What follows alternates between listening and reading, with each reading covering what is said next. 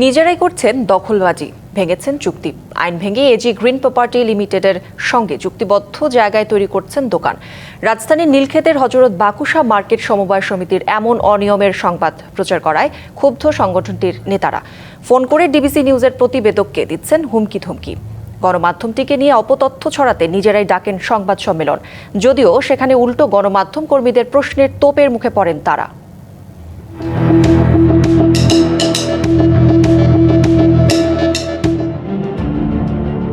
প্রতারণা, চাঁদাবাজি ও দখলবাজির বিষয়ে গেল ২১ জানুয়ারি সংবাদ প্রচার করে দেশের শীর্ষস্থানীয় গণমাধ্যম ডিবিসি নিউজ, যেখানে উল্লেখ করা হয় এজি গ্রিন প্রপার্টি ডেভেলপমেন্ট লিমিটেডের সাথে চুক্তিবদ্ধ জায়গা দখলে নিতে ইমারত নির্মাণ করছে হযরত বাকুশা হকার্স মার্কেট সমবায় সমিতি। প্রতিবেদনে জানানো হয় ২০১৩ সালে সমিতির সঙ্গে বাকুশা মার্কেটের ৫ বিঘা সম্পত্তিতে ভবন নির্মাণ করে দেওয়ার শর্তে চুক্তি হয় এজি গ্রিন প্রপার্টি লিমিটেডের সাথে। তার বিনিময়ে ৪০ কোটি টাকা বিনিয়োগ করে কোম্পানিটি। সে সময় মার্কেট নিয়ে মামলা চলমান থাকলেও প্রতারণার আশ্রয় নেয় সমিতি। মামলার বিষয়টি উল্লেখ করা হয়নি চুক্তিপত্রে, আর এ কারণেই থেমে যেতে হয় নির্মাণ কোম্পানিকে। প্রায় এক দশকেও এজি গ্রিন কোম্পানিকে চুক্তিবদ্ধ জায়গা হস্তান্তর করেনি বাকুশা সমিতি, উল্টো চুক্তি ভঙ্গ করে নিজেরাই মার্কেট নির্মাণ করছেন। প্রতারণা নিয়ে সংবাদ প্রচারের জেরে ওই দিন রাতেই ডিবিসি নিউজের প্রতিবেদককে ফোন দিয়ে নানা ধরনের হুমকি দেন বাকুশা সমিতির নেতা। শাসানোর পাশাপাশি দেওয়া হয় মামলার হুমকিও।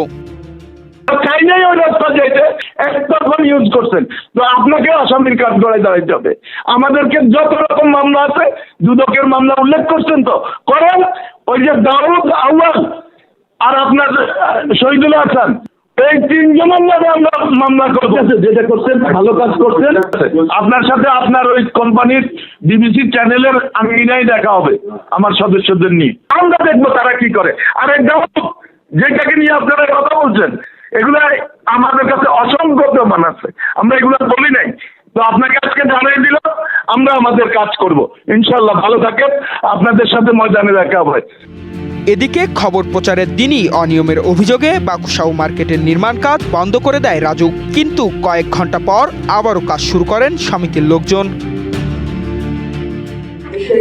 ভঙ্গ করে আপনারা কি দোকান ঘর নির্মাণ করছেন কিভাবে আমি জানি না, এইটা একটু বলে যাবেন।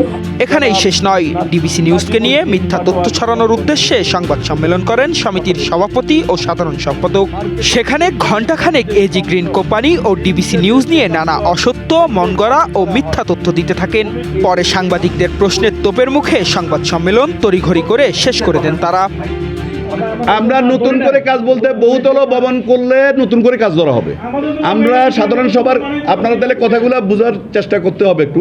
আইনে আছে ঘুষ খাওয়া যাবে না, এটা কিন্তু আমরা একেবারে বাচ্চা জন্ম নিলে কথা বলতে শিখলে জানি।